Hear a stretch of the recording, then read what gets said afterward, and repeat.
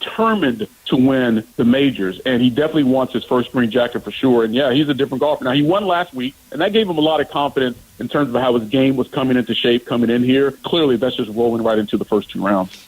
I see a Brooks Koepka that looks very much like the Koepka we saw in 16, 17, 18, when he's as dominant a player in major championships we had. He's one of the very few players, so when he gets locked in at a major, he's able to raise his quality of play.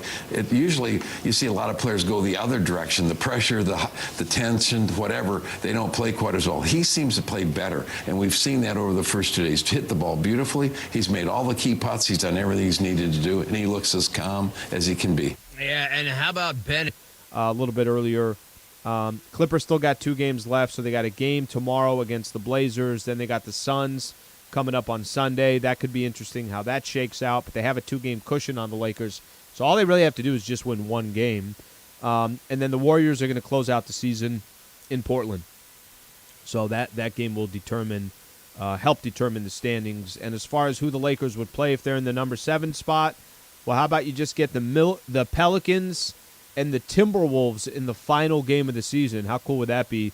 The fact that those teams are going to take each other or go up against each other. But Minnesota still has to finish a game. They're at Spurs tomorrow. So still a lot can happen here over the next, let's call it 36 hours or so, 40 hours or so, and we'll see how things eventually shake out.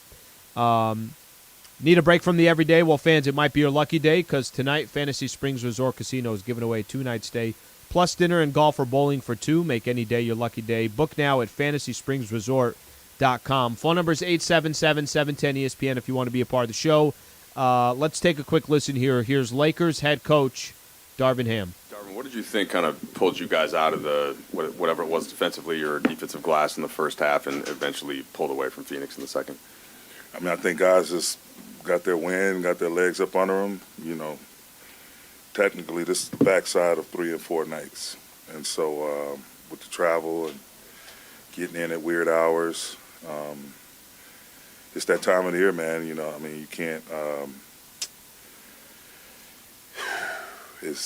I know if I'm feeling tired and coaching staff, you know, I can only imagine how they feel, but just got to figure out a way to power through. And that was the message at halftime pretty much. We were able to put it together as the game wore on. We got a little bit stronger, started seeing the ball go in more, started getting some stops, holding them to 1 possession. But, you know, it's that time of the year, man. You know, Phoenix is a prideful ball club, even though with those guys being out, they still got, you know, that's why they're considered a championship caliber team because of their roster and their depth. And they got a lot of guys over there that play hard nonstop. And so they're going to push you to the limit and make you earn that W. And I'm just happy we came out on the right side of it.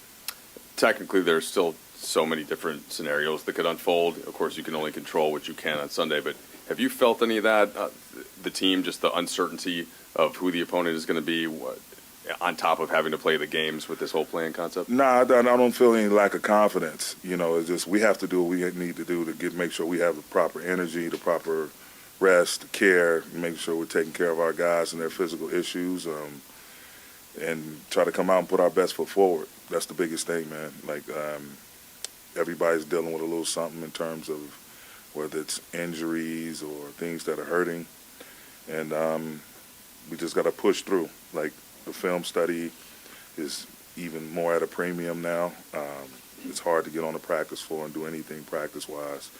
Mostly walkthroughs and try to, you know, make sure we get shots up, but talk through some coverages and some adjustments. But for the most part, I think rest is at the top of the list of things that needs to be done, and, you know, we'll figure it out. But we feel good, man. It was a good W to get, and we'll come out and do what we need to do tomorrow to put ourselves in a position to finish the regular season the right way on Sunday.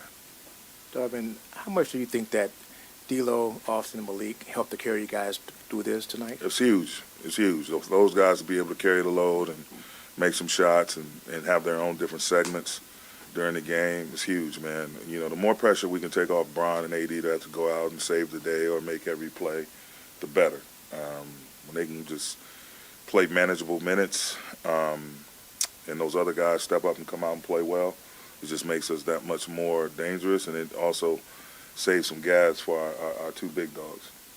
Darvin, the Warriors and Kings tipped off about a half hour before you guys, and that game obviously has implications on where things could end up playing-wise for you guys.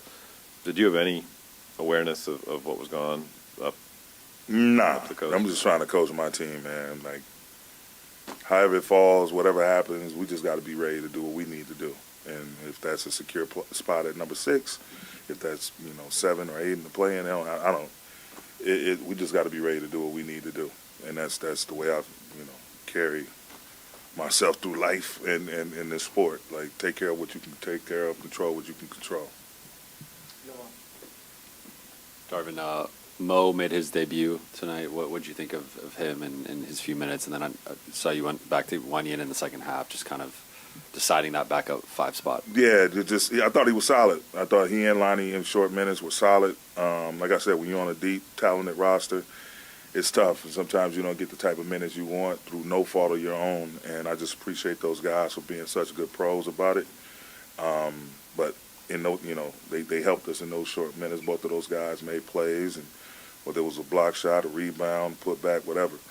I thought they were good. And Wenyan came back and was really active, really getting rebounds for us. So we have a good, talented roster, man. We just got to keep working at making forcing more continuity on both sides of the ball, and first and foremost, coming with that energy, that effort, and that urgency. That's why it's imperative that we're efficient with the way we use our time to make sure we got our gas tanks full.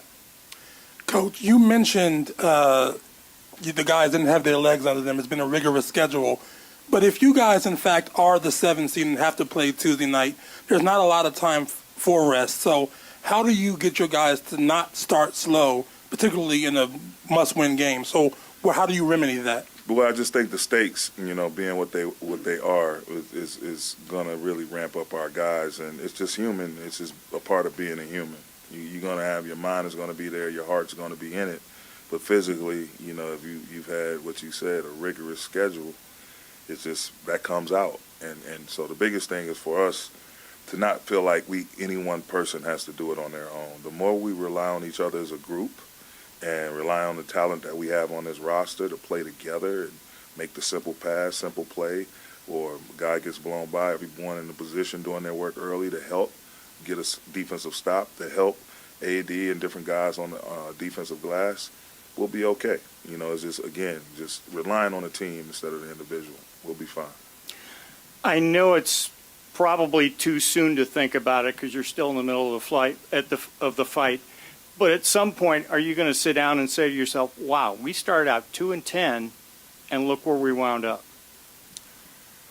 Yeah, I guess so. Nah, it's ongoing. I'm definitely happy that we were able to fight through that adversity and try to find the right pieces that fit, and we were able to march on through. And our work is not done by a long shot. So it'll be great at some point, to think back. But hopefully, I'm thinking about this first year after we're holding the trophy or something. And that's what I'm in it for. I didn't come here to just make playoffs or get from one round to the next. I've had a taste of the most positive drug you can use, and that's winning. And I've done it twice, and I want more of it. And that's why they hired me, because the city, the organization, we want more of it, and we're going to get to it. So climbing that tree or climbing that road or going down that path, we're all for it. We got all of our intangibles that we need to make sure we do it in the proper fashion. But I know I signed up, and my coaching staff, we signed up to win big, and it'll take a step-by-step process, as I mentioned the other days, wins and lessons, wisdom and lessons, not just wisdom. I'm tired. It's wisdom and lessons, not just wins and losses. But in the short form, it's a lot to be proud of, and in long form, we got more work to do. All right, that is Lakers head coach Darvin Ham right there. I like it. I like the speech. And listen, you got to it's one step at a time. First, you got to go through the first 20 games of the season, and then it's the halfway point, and then what's your record by the All-Star break, how you looking, trade deadline obviously comes. And right now the Lakers are one game away from ending the regular season. And they're going to, at the absolute worst, put themselves in a spot where they're in the play-in tournament. And it is a significant turnaround from how they started the season. So now the question is going to be, all right, what happens on Sunday? Where are you slated in this tournament? Does somebody have a hiccup and you can get into the top 6 and take a week off? Or you're going to have a game coming up at Crypto.com on Tuesday. So either way, the Lakers just taking steps, and this is one more step, and they got one more step to go, and that's going to be on Sunday. We come back, we'll get a chance to hear from LeBron James. We'll take some of your phone calls as well. Stay right here. This is the Pizza Hut Lakers postgame show on 17.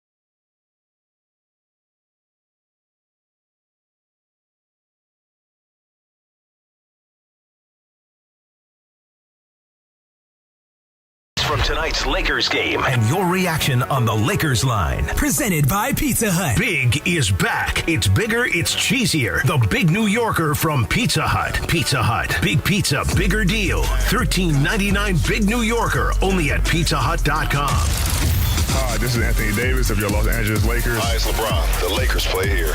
It's time for Lakers postgame with Sliwa. Now, here's Allen Sliwa. All right, Points in the Paint all season long is sponsored by Vista Paint. Right now, local residents can take 40% off on factory direct high-quality Vista Paint products. A Vista Paint team member will show you how. Locally owned, manufactured, and operated since 1956. Visit VistaPaint.com and start saving. Lakers over the Suns, 121-107 the final score. Points in the Paint give that advance to Phoenix, 52-48. Let's take a couple quick phone calls here, and then we'll get to LeBron. Let's go to Justin in Anaheim. Justin, what's going on? Thank you for calling in. How you doing, Sliwa? Good, buddy. What'd you think tonight? The Lakers are amazing, man. I think that they won. They're one of the teams that won the deadline, that they've matched, and they got a good team. They've come together good in a few amount of games, and they've played really well. Well, I think, too, and Justin, we appreciate you taking the time to call into the show. I think one of the things that, I always pay attention to when it comes to really just any of these sports, it's not just your overall record. It's how do you look as you're going into the playoffs? Are you playing your best basketball? Are you healthiest at the right time? Or are you struggling? You're just kind of limping into the postseason. And I think for the Lakers right now, it's definitely safe to say that they're playing good basketball. I don't want to. Tonight they just basically knew they had to get a win against the Phoenix Suns to move on. There really wasn't too much hype to the game. But the Lakers are playing good basketball. I talked about it in the pregame show. They're 16-8 since the trade deadline, so make it 17-8. That's a significant record. That's a really good record. They got some more work to do here to get to the Jazz on Sunday. But at least, I think everybody's going to say that, look, whether they get in through the play-in tournament or they're fortunate enough to be top 6, they'll be a tough out.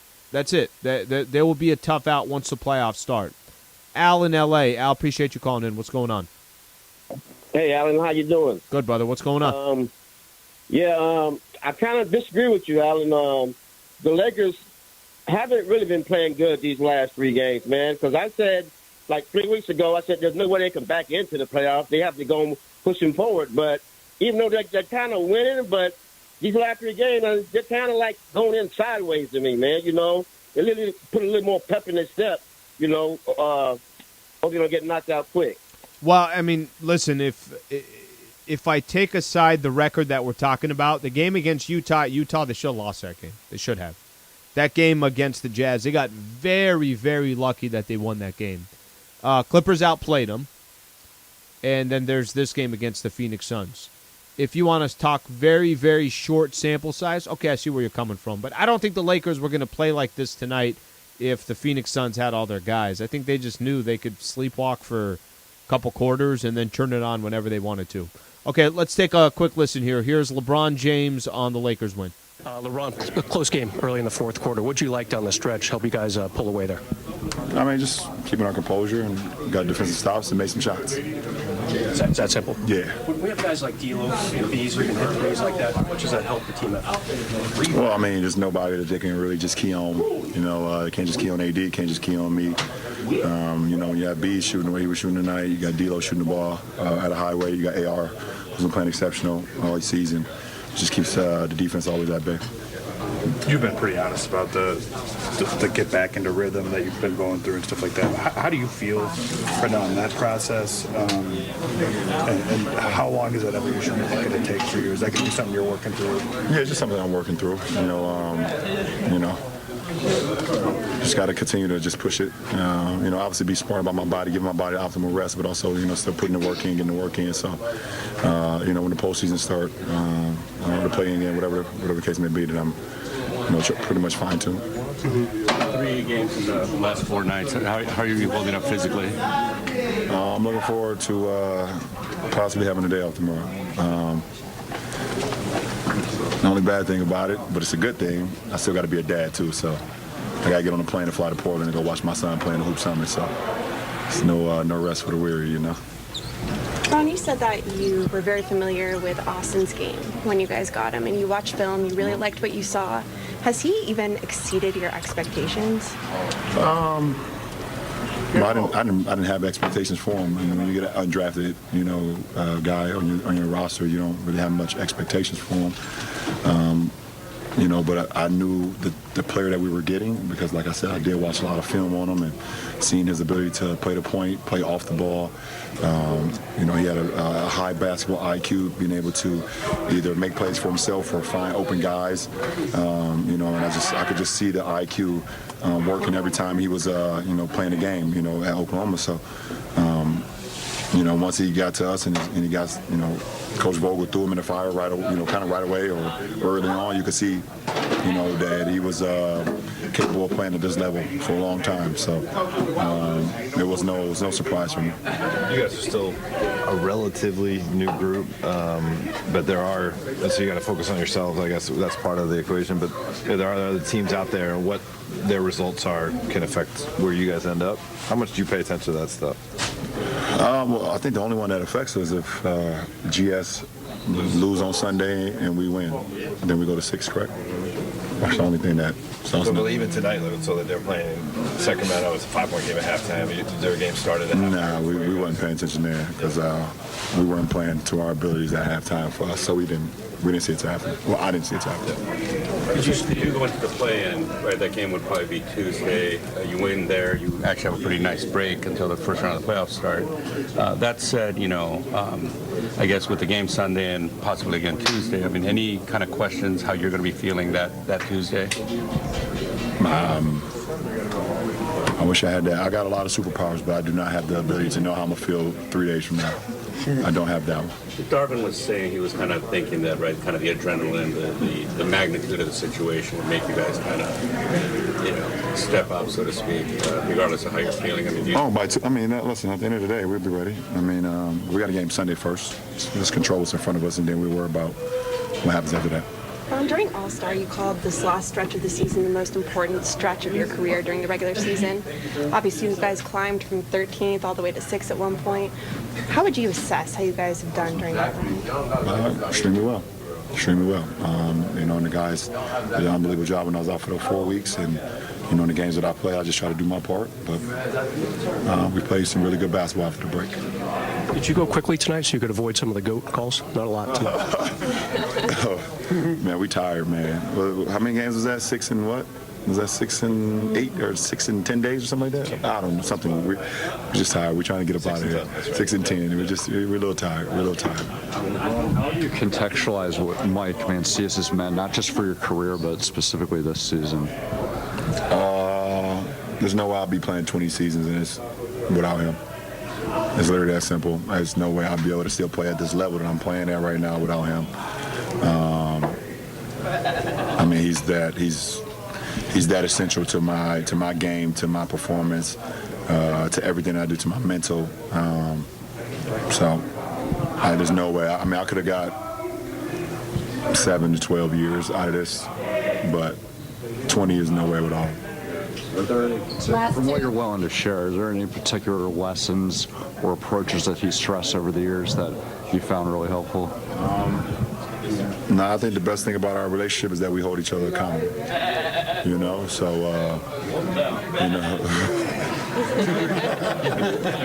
We hold each other accountable. Like we both want to be great. We want to be the best at what we do. So there's no misunderstanding when it's time to get to work. LeBron, you guys were 2-9 at one point. 2-9 too. Yeah, 2-10. I don't know. 0-5, 2-5, 2-10. It sounds better. Yeah, 2-10. But you guys want to play a lot more to the season. But what does it mean to get the 42 wins and at least be 40? I was just telling the AD, I was like, man, can you believe that we're gonna finish this season above 500 after everything that's went on this season? We turned this thing around, in this regular season. Obviously, it's a lot more basketball to be played, but to know that we're going to finish a few games above 500, it's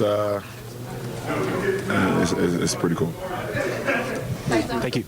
All right, that's LeBron James right there. Lakers over the Phoenix Suns. Final score tonight, 121-107. Let's take a quick call here. David in Temple City. David, what's going on? Thank you for taking my call. I just want to say this is my first time calling the show, and I just want to ask you that, in your opinion, I know as of right now the Lakers are the 7th seed, and if they can somehow get to the 6th seed and play Sacramento, who do you think present a better matchup for the Lakers, Memphis or Sacramento? Appreciate you calling in, David. So the way I look at it, and listen, both of those teams, including Denver, have been disrespected like no tomorrow, and I think that just has to do with you want to see playoff success.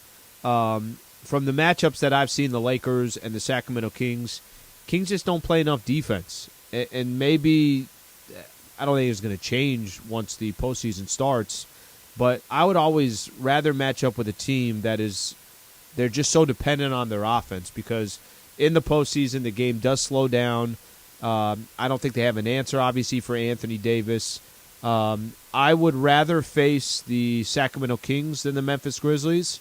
We'll see what happens. I think they're going to end up – I don't think the Warriors are going to give up that 6th seed, so I think they're probably going to most likely end up having to face the Grizzlies if they go number 7 and then win that first game in the play-in tournament.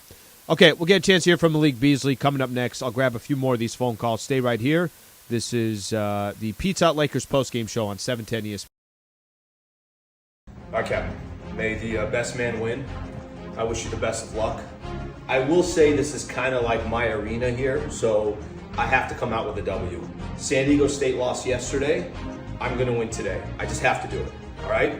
Here we go. Thank you to Islands, by the way. Hey, Sliwa, you guys may have won in pickleball, but I'm about to win in Papa Shot. I'm so committed to this project. Look around. I'm in the back of the Yamava. I got guys holding the thing down in the wind. I got the van right here I'm plugged into. That's how committed I am to winning Papa Shot, because I'm an island guy, and I'm going to Islands. Go!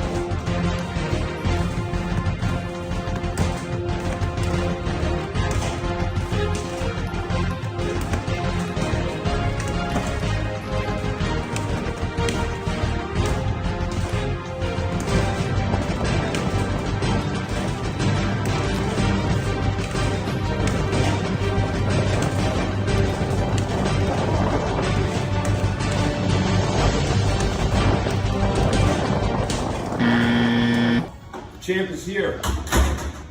First off, thank you, Islands. Papa Shot Championship. Guys, sometimes you just got to get the trophy. You know what I mean? Sometimes you just got to get the trophy. Thank you to Islands. Papa Shot is over. Had to take out everybody at the station.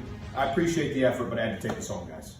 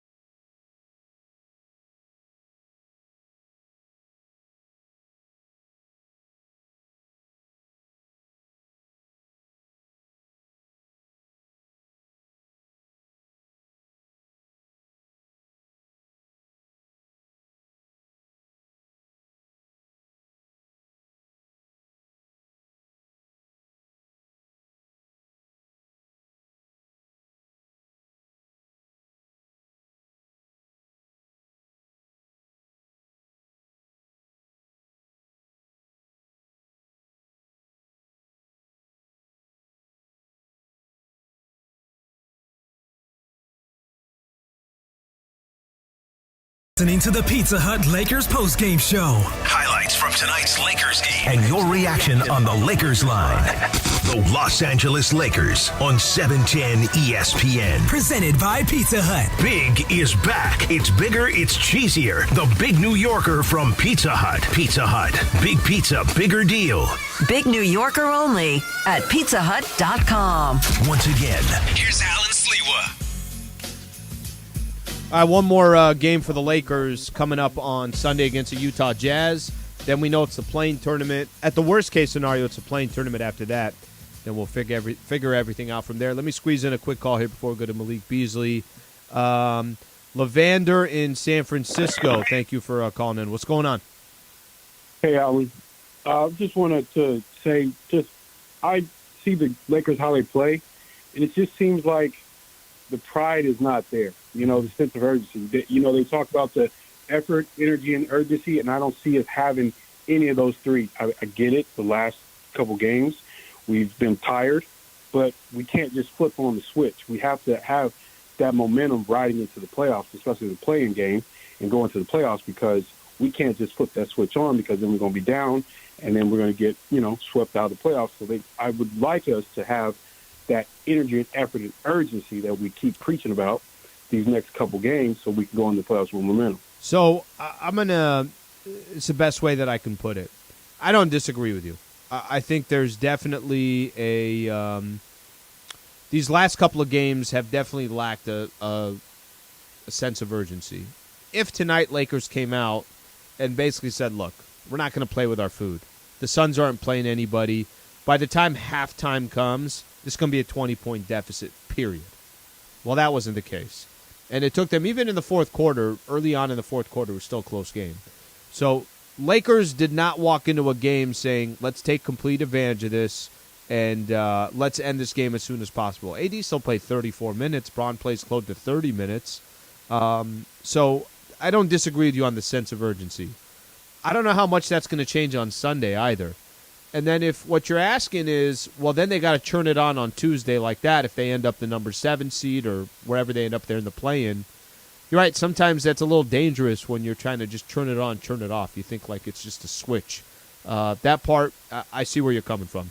Okay, let's take a listen. Malik Beasley was big for the Lakers tonight. 7 of 14 from the field, hit 4 threes, 21 points. Here's Beasley on the Lakers win. Hey, Malik, how have you guys been processing this whole run here, trying to get wins every night, not being sure exactly where you're going to end up in a playoff or play-in situation? What's that been like for you? I mean, for most of the guys, you know, it's a lot to it. But for me, I just feel like we just need to win every single game, and we'll see what happens after that, and we'll handle business from there. Clearly the shots were going in for you tonight. Also, it looked like that might have helped the defense even a little bit. Did you feel like that was kind of flowing together both ends of the court for you? Yeah, definitely. You know, they got a lot of great guys who can shoot the ball, so I wanted to make sure, you know, on the defensive end, I stayed attached to them, and you know, got out in transition a few times, and that helped a lot. Malik, when you went through the spell when you were not making shots, how did you maintain your confidence, and what did you do to get back in rhythm? Just kept working hard. Like I said, I put in a lot of work, so at some point it's going to fall, and tonight it did, and hopefully it continues through playoffs. That's what time I really wanted to come. What does it feel like when it's going that good like it was tonight for you? It feels good. You know, the rim looks bigger. You know, I can shoot the ball with more confidence and, you know, hopefully get the ball more because it's going in. So it felt good to get out and play a little bit more tonight and, you know, take advantage of the opportunity. I don't have it in front of me, but I think you guys have won something like 10 of 12, and you've done it with a change in the lineup, LeBron coming back, still plenty of rhythm and chemistry things to work out. What's enabled you guys, you think, to win while trying to figure out how to grow as a team? Our talent helps, but I think that we play hard. I think we got a lot of group of guys who play hard, and you know, we play together as a team. When the ball is stagnant, that's when it's tough for us. But when we're moving the ball, we're a hard team to beat. We got so many options and threats that it makes it easier for AD and LeBron, especially D'Lo too. Yeah, going back to right after the deadline, when this group basically came together, what was that process like? Was it kind of easy for everybody to get on the same page, or were there some things that had to be worked out over the next few weeks? It felt natural. You know, a lot of these guys were all young, and you know, I've known LeBron for a long time. I went to his camp when I was in high school, so it's just special, especially like for me, D'Lo and Bando coming together because we've been on the same team before. So a lot of the core guys I've competed against or played against, and it just was easy. And you know, we got a lot of funny guys, and it makes it easier too.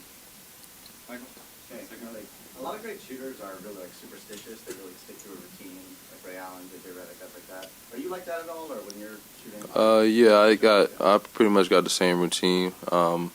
I have different routines. Like if it's a back-to-back, I have a different routine. If it's early game, different routine. Try to get moving more. I have a post-practice, pre-practice routine. I do have routines. I'm not superstitious. I like to try new things, especially, you know, we got D. Jones here to help, and Phil Handy, and of course JD, my personal guy.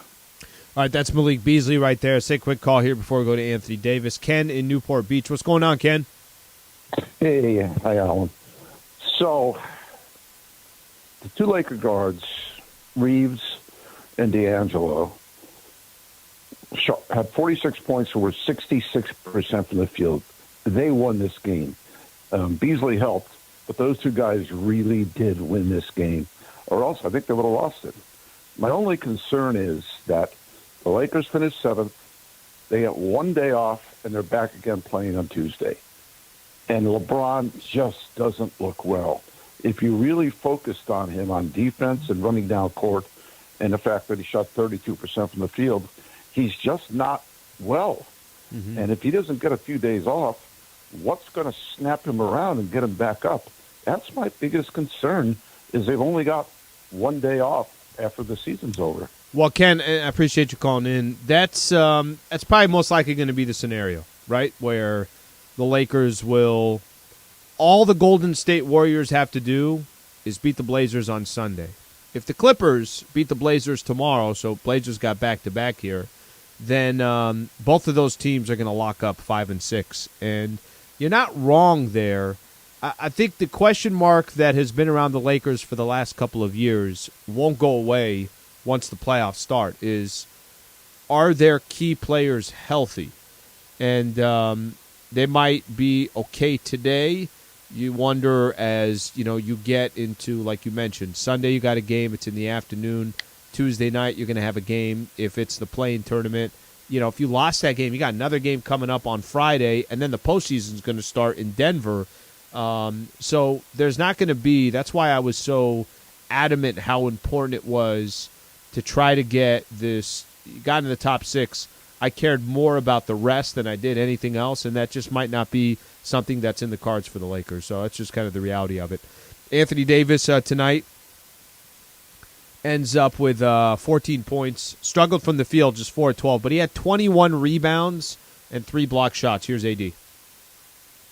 AD, close game, early fourth quarter. How'd you guys separate down the stretch? Execution. That team is still, pretty good without their main guys. Play hard, shoot the ball, play defense. But we were able to execute at the end, get some stops, and kind of get some separation to secure the victory. Does it make it easier for you guys when you have guys like D'Lo and Bees combined and made 10 threes tonight? Yeah, absolutely. We're not going to always shoot the ball well. Bron struggles tonight. I struggle tonight shooting the ball. But we have a complete team. Bees, shot the ball pretty well. D'Lo, Troy, Austin. So, the depth on our team is really strong. Where LeBron had 16, I had 14. We're still able to get a very convincing win. Always try to create a lot. It wasn't the prettiest. Just thinking of it. Yeah. It's kind of like you in the first half. Exactly. Sometimes you need the whole question to get there. It wasn't the prettiest of wins, but you were able to find something in the second half. Darvin basically said that the halftime message was just find something, like push through this. Did the team show something to each other tonight?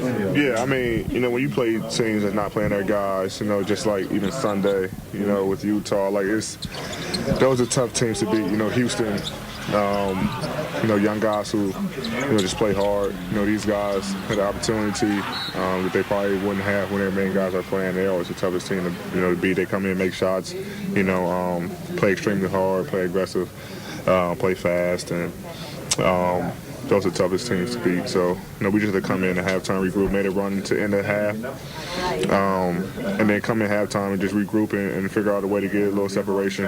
We came out third quarter, got some separation, and then, they made a run, and then we, made a run as well. And then late fourth quarter, we were just able to execute and get to what we wanted to, and guys made shots and made plays and got stopped. So, it's not going to always be pretty just like in Utah, but, still got to find a way to get the win. You guys have won 8 of 10 overall. How would you assess kind of just the groove you guys have been in these last couple of weeks, getting Bron back and just kind of heading into the postseason? Been a really good groove. Obviously, there's a lot at stake, a lot on the line for us. So we have no choice but to find a rhythm and find a groove as a team. And we've been able to do that and win some basketball games, without practicing and getting reps with each other. Our practice has been games. We've been able to figure it out on the fly, and our basketball IQ on this team is pretty high. So, even though practice has been limited, we've been able to communicate and talk about things that we want to do on the floor, and both things on the floor, and be able to execute at a high level. And the result has been in victories. 3 games in 4 days. How are you feeling physically? like I need tomorrow off. But right back at it early Sunday, and then see what happens as far as standings and where we are. LeBron just said you and he were talking briefly before we all came in here. You guys are going to clinch at least the 500 record. And do you sense the grind? Is there some sense of accomplishment in that? Yeah, I mean, the way we started, 0-5 and 1-5, 2-5 and 2-10 is just, who would have thought, we'll finish the season above 500. We were joking with some of the other guys. And they were like, yeah, and we was pointing to some guys like, man, we thank y'all. Because it didn't look like we was going that way to start the season. So, yeah, man, we just kept pushing, kept grinding, and obviously the guys that was able to come in here to help us get some more wins and ultimately, finish above 500. All right, one more game left for the Lakers. That's Anthony Davis right there. Our next broadcast Sunday afternoon, Lakers host the Utah Jazz. Local coverage begins at 11 a.m. Tip-off set for 12:30. Quick shout-out here internally. Thank you to Michael Funches, Rebecca Womble, and Wilbert Flores, our social team. Parker Bell, Cody Liu, handling everything from a social perspective. Back on Sunday. Thank you for being a part of the show. It'll be the final regular season game of the year. 121-107, Lakers over the Suns. I'm Allen Sliwa. This has been the Pizza Hut Lakers postgame show on 710 ESPN. Thank you for listening to Lakers Basketball Tonight. Lakers Basketball on ESPN LA is sponsored by Subaru of Glendale, the #1 volume Subaru dealer in California.